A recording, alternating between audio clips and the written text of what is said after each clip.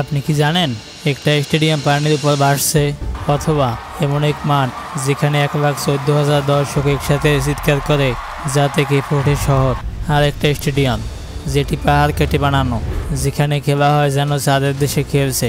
না, এগুলো কোনো সিনেমা সিন নয়। এই ভিডিওতে আমরা দেখব পৃথিবীর 8টি সবচেয়ে অবিশ্বাস্য ও বিস্ময়কর ফুটবল স্টেডিয়াম, যেগুলো শুধু খেলার মাঠ নয়, বরং হয়ে উঠেছে ইতিহাস, প্রযুক্তি আর স্থাপত্যের এক মহাকাব্য। আর ভিডিও একেবারে শেষে একটা এমন স্টেডিয়াম দেখাবো যেটা বিশ্বকাপের পর খুবে বানানো হচ্ছে স্কুল, হাসপাতাল আর কমিউনিটি সেন্টার। তাই পুরো ভিডিওটা দেখুন, কারণ আপনি যা জানেন তার বাইরে একটা দুনিয়া অপেক্ষা করেছে। Maracana stadium. ব্রাজিল মানি ফুটবল। রিও ডি জেনাইরোর মাঝে দাঁড়িয়ে আছে সেই দেশের ফুটবল বার্তার প্রতীক মারাকানা স্টেডিয়াম। একটা মাঠ শুধু খেলার জন্য নয়, কখনো কখনো তা একটা জাতির হৃদয় স্পন্দন হয়ে ওঠে। মারাকানা শুরু হয়েছিল 1948 সালে। লক্ষ্য ছিল একটাই, 1950 সালের ফিফা বিশ্বকাপের আয়োজন। মাত্র 2 বছরের মধ্যে বিশাল এই কাঠামো দাঁড়িয়ে যায় ব্রাজিলের রাজধানীর কোলগেসে। বিশ্বাস করা কঠিন কিন্তু সত্য। 1950 সালে বিশ্বকাপ ফাইনাল দেখতে এই ম্যাচে উপস্থিত ছিলেন প্রায় 2 লাখ দর্শক। এটাই ছিল পৃথিবীর ইতিহাসে এক ম্যাচে সবচেয়ে বেশি দর্শকের উপস্থিতি। কিন্তু সেই ফাইনালে ব্রাজিলের ইতিহাসে এক গভীর আঘাত হয়ে আছে। নিজেদের দেশে নিজেদের মাঠে তারা হেরে যায় উরুগুয়ের কাছে। মাঠভর্তি মানুষ হঠাৎ নীরব হয়ে যায়। আনন্দে জ্বর থেমে গিয়ে নেমে আসে কান্নার প্লাবন। এই ম্যাচের পর একজন ব্রাজিলিয়ান দর্শক স্টেডিয়ামের ভিতরে হৃদযন্ত্রের ক্রিয়া বন্ধ হয়ে মারা যায়। অনেক খেলোয়াড় ফুটবল ছাড়া চিন্তা করেন। এই ঘটনাকে ব্রাজিলে বলা হয় মারাকানা ট্র্যাজেডি। তবে সময়ের সঙ্গে সঙ্গে এই ম্যাচ আবার প্রাণ ফিরে পায়। পেলে, গেরিঙ্গা, রোনালদো একে একে বিশ্বের সেরা খেলোয়াড়রা এই মাঠে খেলেছেন। 2014 সালের বিশ্বকাপে আবারও ইতিহাস রচনা করে মারাকানা। 2014 ফাইনালে জার্মানি ও আর্জেন্টিনার মুখোমুখি হয় এবং মারিও গোটেজের সেই অতিরিক্ত সময়ের গোল, যেটা এনে দেয় জার্মানির জন্য বিশ্বকাপ জয়। এই স্টেডিয়াম শুধু ফুটবল নয়, 2007 কোপা আমেরিকা, 2016 রিও অলিম্পিক্স এর ফুটবল ফাইনাল, কনসার্ট, ধর্মীয় সভা সবকিছুই সাক্ষী। পুনর্নির্মাণ ও আধুনিকরণের পর মারাকানা স্টেডিয়ামের ধারণ ক্ষমতা বর্তমানে প্রায় 78,000 দর্শক। মাঠের প্রতিটি সিট যেন এক একটা গল্প ধরে রেখেছে। সেই কান্না আর হাসি একসাথে মিশে আছে এই সবুজ মাঠে, যা হাজারো স্মৃতির অবিচ্ছেদ্য অংশ। এখনো যখন মারাকানায় গোল হয়, গ্যালারির গর্জনে কেঁপে ওঠে রিওর আকাশ, যেন সেবসাউদের আত্মা গান গায় আরেকটি ইতিহাসের। রুনগেরারো ফার্স্ট অফ মে স্টেডিয়াম। পিয়ংইয়াং শহরের তেইডং নদীর তীরে শান্ত জবরাশি পাশে মাথা তুলে দাঁড়িয়ে আছে এক রূপকথার মতো stadium, Rungrado first of May stadium. নামটি এসেছে ফার্স্ট অফ মে, অর্থাৎ আন্তর্জাতিক শ্রমিক দিবস থেকে। এটি কোনো সাধারণ খেলার মাঠ নয়, এটি বিশ্বের সবথেকে বড় স্টেডিয়াম সিট সংখ্যার দিক থেকে, যার ধারণ ক্ষমতা অনুমানিক 1,14,000 দর্শক। নির্মাণ শুরু হয় 1986 সালে আর উদ্ভাবন হয় 1989 সালে 1 মে।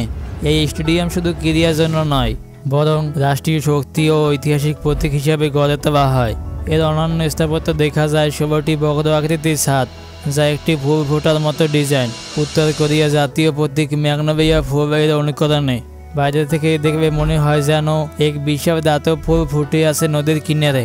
এখানে শুধু ফুটবল ম্যাচ হয় না, এটি ব্যবহৃত হয় সামরিক প্যারেড, জিমন্যাস্টিক শো, রাষ্ট্রীয় সাংস্কৃতিকমূলক আয়োজন ও প্রোপাগান্ডা ইভেন্টে, বিশেষ করে ম্যাচ গেমস নামে পরিচিত ইভেন্টে, যেখানে হাজার হাজার পারফরমার পুরো মাঠ জুড়ে সুনির্বাচিত সামরিক ছন্দে নৃত্য ও কসরত করে, তা গোটা পৃথিবীকে স্তব্ধ করে দেয়।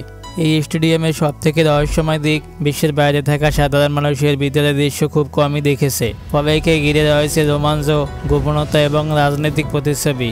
ভিতরে যখন হাজার হাজার মানুষ একযোগে গর্জে ওঠে, তখন সেই শব্দ পিয়ংইয়াং শহর পেরিয়ে যেন বাতাসে কাঁপন তোলে। আজকে দুনিয়ায় যখন স্টেডিয়াম মানে প্রযুক্তি আর বাণিজ্য, তখন রুনগেরারো স্টেডিয়াম দাঁড়িয়ে আছে এক নিঃশব্দ শক্তি ও শৃঙ্খলার প্রতীক হয়ে। একটা এমন জায়গা যেখানে প্রতিটি ইভেন্ট শুধু শো নয়, বরং রাষ্ট্রীয় বার্তা। রুনগেরারো স্টেডিয়াম ক্রীড়া, সংস্কৃতি ও রাজনৈতিক শক্তির এক অদ্ভুত মিশ্রণ, যার প্রতিটি ইঞ্চি যেন গড়ে উঠেছে নিয়ন্ত্রণ, ঐতিহ্য ও জাতীয় অহংকারের ইটকাঠে। The fort মারিনেবে। পানির উপর দাঁড়িয়ে থাকা এক স্বপ্ন, যেভাবে বানানো হয়েছে সেটা দেখবে চোখ কপালে ওঠে। এটাই দ্য ফোর্ট মারিনেবে, বিশ্বের একমাত্র ভাসমান ফুটবল স্টেডিয়াম। সিঙ্গাপুরের একটি শহর যা প্রকৃতি সৌন্দর্য আর প্রযুক্তির মেলবন্ধনের জন্য বিখ্যাত। ঠিক সেই শহরের হৃদয়ে মারিনা বে এর শান্ত পানির উপরে দাঁড়িয়ে আছে এই অভিনব স্টেডিয়ামটি। যেখানে ফুটবল মানে বাসে পানির উপরে দর্শকরা বসে থাকেন এক ভিন্ন প্ল্যাটফর্মে। নির্মাণ শুরু হয়েছে 2005 সালে এবং 2007 সালে এর উদ্বোধন। পুরো মাঠটি তৈরি হয়েছে ধাতব ফ্রেম ও স্টিল পেভার দিয়ে, যার ওজন প্রায় 1200 টন। এর দৈর্ঘ্য প্রায় 100 মিটার এবং প্রস্থ 83 মিটার, মানে একটি পূর্ণদৈর্ঘ্য আন্তর্জাতিক মানের ফুটবল মাঠ। সবচেয়ে চমকপ্রদ বিষয়, এই স্টেডিয়ামের মাঠটি পুরোটাই পানির উপরে ভাসমান একটি কৃত্রিম প্ল্যাটফর্মের উপরে বসানো, যা সামান্য দৌড়তে পারে, তবে এতে ফুটবল হয়, কনসার্ট হয়, এমনকি জাতীয় দিবসের প্যারেডও। এই স্টেডিয়ামটি শুধুমাত্র খেলার জন্য নয়, এটি একটি সাংস্কৃতিক কেন্দ্র। সিঙ্গাপুরের জাতীয় দিবস, parade, youth Olympic games, concert, cinema premier সবই এখানে অনুষ্ঠিত হয়েছে। মেরিনা বে সাউন্ড এবং আশেপাশে স্কাইলাইন যখন রাতের আলোয় ঝলমল করে, তখন এই ভাসমান মাঠটি রূপ নেয় এক জীবন্ত চিত্রকর্মে। মাঠের চারপাশে যখন আলো পড়ে পানির উপর, তখন মাঠ আর পানি একসাথে মিলে সৃষ্টি করে এক চোখ ধাঁধানো প্রতিচ্ছবি। দর্শকেরা বসেন পাশের স্ট্যান্ডে, যা স্থলভাগে তৈরি, যেখানে বসতে পারে প্রায় 30,000 দর্শক। তাদের চোখের সামনে বেশি থাকে ফুটবল ম্যাচ, ঠিক যেন স্বপ্নের মতো। টেকনিক্যাল দিক থেকে এই স্টেডিয়ামটি একটি চ্যালেঞ্জও বটে। মাঠে অতিরিক্ত বৃষ্টি হলে তা দ্রুত নিষ্কাশনের জন্য রয়েছে ড্রেনেজ সিস্টেম এবং পুরো স্ট্রাকচার এমনভাবে নকশা করা হয়েছে যাতে তা তুফান বা সামুদ্রিক প্রবাহের ধাক্কা সামাল দিতে পারে। এটা কেবল একটি মাঠ নয়, এটি সিঙ্গাপুরের প্রযুক্তি, দক্ষতা, পরিকল্পনা জীবন্ত প্রমাণ, যেখানে ফুটবল শুধু খেলা নয়, ভাসমান হয়ে যায় সৃষ্টিশীলতা জাদুতে। দ্য ফোর্ট মারিনা বে, যেখানে মাঠের প্রতিটি পাশ শুধু প্রতিপক্ষকে বিভ্রান্ত করে না, বরং মুগ্ধ করে পুরো বিশ্বকে। সাপ্পোরো ডোম, জাপানের উত্তরাঞ্চলের শহর সাপ্পোরোর হৃদয়ে দাঁড়িয়ে আছে এক অপ্রত্যাশিত বিস্ময়। সাপ্পোরো ডোম এটি শুধুমাত্র একটি ফুটবল স্টেডিয়াম নয়, বরং এর যুগান্তকারী প্রযুক্তির নিদর্শন, যা ফুটবল ও বেসবল উভয় খেলার জন্য তৈরি। 2001 সালে উদ্বোধিত এই স্টেডিয়ামের অন্যতম বৈশিষ্ট্য হল কনভার্টিবল মাঠ, অর্থাৎ মাঠটি পরিবর্তনযোগ্য। ফুটবল ম্যাচের জন্য ঘাসের মাঠ বাইরে বসানো হয়, আর ভিতরে থাকে আরেকটি কৃত্রিম ল্যান্ডস্কেপ বেসবল খেলার ব্যবহারের জন্য।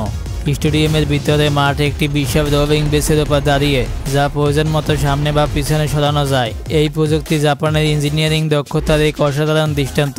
সাপ্পোরো ডোম 2002 সালে ফিফা বিশ্বকাপের অন্যতম আয়োজক স্থল। এখানে অনুষ্ঠিত হয়েছিল বিশ্বকাপের বেশ কয়েকটি ম্যাচ, যেখানে ফুটবল প্রেমীরা উপভোগ করেছিলেন জাপানের আতিথেয়তায় আর খেলার উত্তেজনা। স্টেডিয়ামে ধারণ ক্ষমতা প্রায় 120,000 দর্শক, যারা বসে খেলা উপভোগ করেন। অত্যাধুনিক সাউন্ড সিস্টেম আর উচ্চমানের আরামদায়ক আসনে অভিনব ডিজাইনটি নিশ্চিত করে যে ফুটবল এবং বেসবল উভয় খেলাতেই দর্শকদের চোখে পড়বে উত্তেজনা এবং আরাম।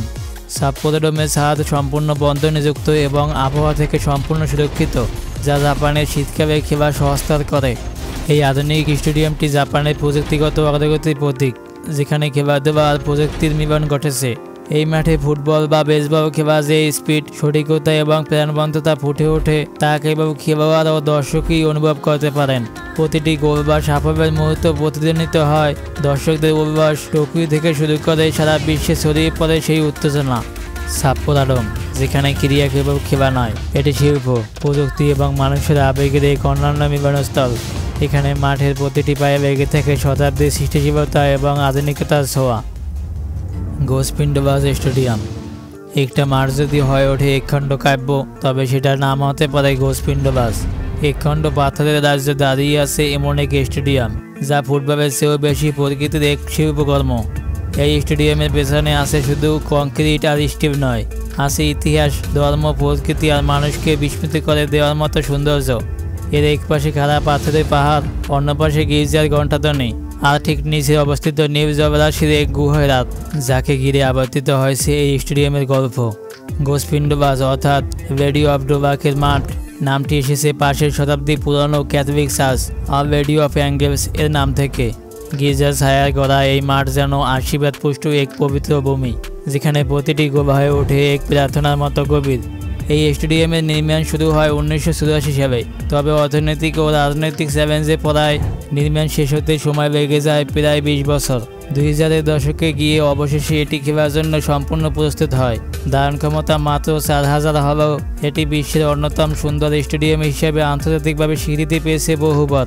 ফুটবল ম্যাগাজিন থেকে শুরু করে স্থাপত্য জার্নাল পর্যন্ত সবই এক বাক্যে একে পৃথিবীর অন্যতম অসাধারণ লোকেশনে অবস্থিত মাঠভাবে স্বীকার করেছে। এখানকার সৌন্দর্য এমন যে অনেক দর্শক মাঠে খেলা দেখাচ্ছে প্রকৃতির দিকে মুগ্ধ হয়ে থাকেন। দর্শকেরা যখন গ্যালারিতে বসে তারা শুধু খেলাই নয়, দেখে সূর্যাস্ত, গির্জা, পাহাড় আর ইতিহাসের মিলন। গোসপিন্ডবাস কোনো আধুনিক প্রযুক্তি প্রদর্শনী নয়, এটা প্রকৃতির হাতে গড়া এক জীবন্ত গ্যালারি, যেখানে খেলা হয় কিন্তু মনে হয় যে সিনেমার কোনো দৃশ্য চলছে।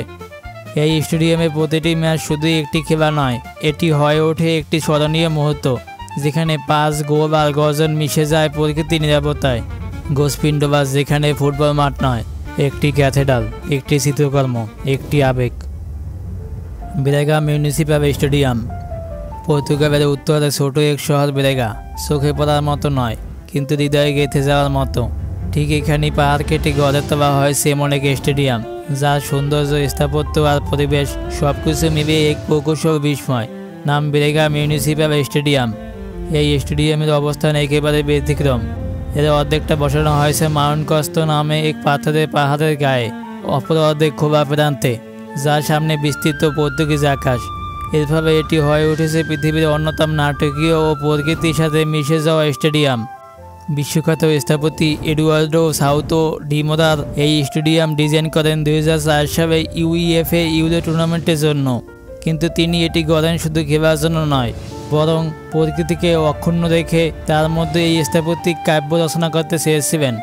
পুরো স্টেডিয়ামটি তৈরি করতে বিস্ফোরণ ঘটিয়ে পাহাড় কাটা হয়, আর সেই কাটা পাথর দিয়ে বানানো হয় দর্শকদের আসন, সাপোর্ট স্ট্রাকচার এবং দেয়াল। এর ফলে স্টেডিয়ামটি যেন প্রকৃতির মধ্যে জন্ম নেয়, না যেন কোনো স্থাপত্য বস্তু, বরং পাহাড়ের এক অস্বাভাবিক সম্প্রসারণ। ধারণ ক্ষমতা প্রায় 30,000 দর্শক, কিন্তু নেই কোনো চারদিকে ঘেরা স্ট্যান্ড। দুই পাশে শুধু আছে দীর্ঘ একটানা গ্যালারি, পিছনে পাহাড় আর সামনে প্রান্তে উন্মুক্ত, যা থেকে দর্শক দেখতে পারে সারা ব্রেগা শহরকে। সবচেয়ে চমকপ্রদ দিক, এই স্টেডিয়ামে ছাদ নেই, তবে দুই গ্যালারিকে যুক্ত করা হয়েছে স্টিল ক্যাবেলের ঝুলন্ত জালের মাধ্যমে, যা দেখতে মনে হয় যেন বিশাল একটি হালপে তার ঝুলে আছে আকাশে। এটি শুধু আলোর খেলা নয়, বরং স্থাপত্য ছন্দে প্রতিফলন। 2004 সালে ইউরো টুর্নামেন্টে এই স্টেডিয়ামটি অনুষ্ঠিত হয় 2টি গ্রুপ ম্যাচ। এরপর থেকে এটি এসসি ব্রেগা ক্লাবের হোম গ্রাউন্ড। যারা এখানে খেলে তাদেরকে গুহযোদ্ধা বলা হয়, কারণ মাঠটি মূলত একটি প্রাচীন কোয়ারি বা পাথর খনিতে গড়ে তোলা।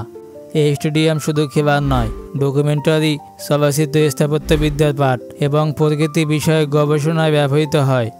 বিশ্বের বহু স্থপতি এই স্টেডিয়াম দেখতে আসেন, শুধু একবার চোখের সামনে দেখতে কীভাবে স্থাপত্য প্রকৃতিকে নষ্ট না করে, বরং তাকে ধারণ করে। দিন হলে পাহাড়ে আলো পড়ে আর মাঠে ছায়া, রাতে গ্যালারির আলো পাহাড়ের গায়ে প্রতিফলিত হয়। মনে হয় কোনো প্রাচীন মন্দিরে যেন খেলার গর্জনে প্রাণ পেয়েছে। ব্রেগা মিউনিসিপ্যাল স্টেডিয়াম এটা শুধুই একটি ফুটবল মাঠ নয়, এটা প্রকৃতি আর মানুষের সৌন্দর্য চেতনার সংলগ্ন বিন্দু। এখানে প্রতিটি ম্যাচ যেন ঘটে প্রকৃতির ক্যানভাসে, আর প্রতিটি গর্জন প্রতিধ্বনিত হয় পাথরে পাথরে। আধুনিক স্থাপত্যের এক নিঃশব্দ বিপ্লব, যেখানে গোবের শব্দ বাতাসে বেশি বেড়ায় আর পাহাড় চুপচাপ দাঁড়িয়ে শুনে যায় ইতিহাস।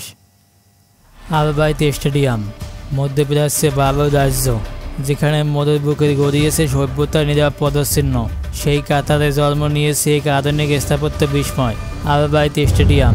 এটি শুধুই একটি স্টেডিয়াম নয়, এটি কাতারের মধুদান সংস্কৃতি, আতিথেয়তা এবং বিশ্বমঞ্চে নিজেদের অবস্থান এক উজ্জ্বল প্রতীক। আলবাইত নামের অর্থ তাঁবুঘর। এই স্টেডিয়ামের নকশা অনুপ্রাণিত হয়েছে কাতারের ঐতিহ্যবাহী বেদুইন তম্বু থেকে, যেখানে প্রাচীন মরুর মানুষরা যাযাবর জীবন থেকে তৈরি করে আপন গৃহ, যা ছায়ায় থাকত নিরাপত্তা, উষ্ণতা এবং আতিথেয়তার সংস্কৃতি। এই স্থাপত্যের পিছনে রয়েছে নিখুঁত পরিকল্পনা ও জাতীয় গর্ব। কাতার 2022 বিশ্বকাপে আয়োজনের ঘোষণার পর আলবাইত স্টেডিয়াম হয়ে ওঠে সেই প্রতিশ্রুতির বাস্তব প্রতিফলন, যেখানে ঐতিহ্য আর আধুনিকতার মিলনে গড়া হয় এক বিস্ময়কর কাঠামো। ধারণ ক্ষমতা প্রাথমিকভাবে প্রায় 60,000 দর্শক। বিশ্বকাপের পর এর উপরে স্তর ভেঙে ফেলা হবে, নিম্ন আয়ের দেশগুলোর উপহার হিসাবে সেই আসনগুলো পাঠানো হবে। এটা শুধু এক স্টেডিয়ামের কাহিনী নয়, এটা বিশ্বজুড়ে ক্রীড়া বৃত্তিত্বের এক নিঃশব্দ বার্তা।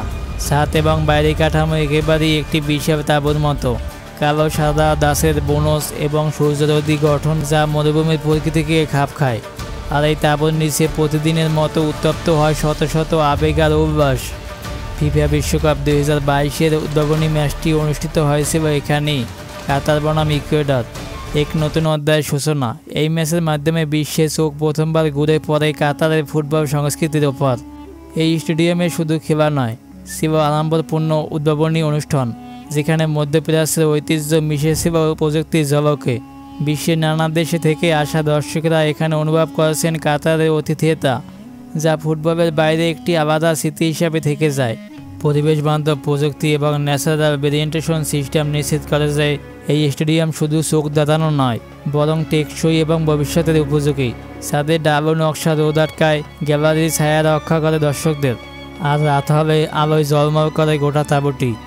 আল বাইত স্টেডিয়াম একটি তাঁবুর ভেতরে গড়ে ওঠে বিশ্বকাপের গান, সেখানে মরুভূমির বাতাসে শোনা যায় গোলের প্রতিধ্বনি। এটি কেবল একটি খেলার মাঠ নয়, এটি কাতারের একটি সাংস্কৃতিক প্রমাণপত্র, যা বলে দেয় আমরা শুধু আয়োজক নয়, আমরা ইতিহাস গড়ি। আল বাইত স্টেডিয়াম, যেখানে ফুটবল মিশে যায় মধুর আবেগে, আর প্রতিটি ম্যাচ হয়ে ওঠে প্রাচ্য কাব্যের অংশ।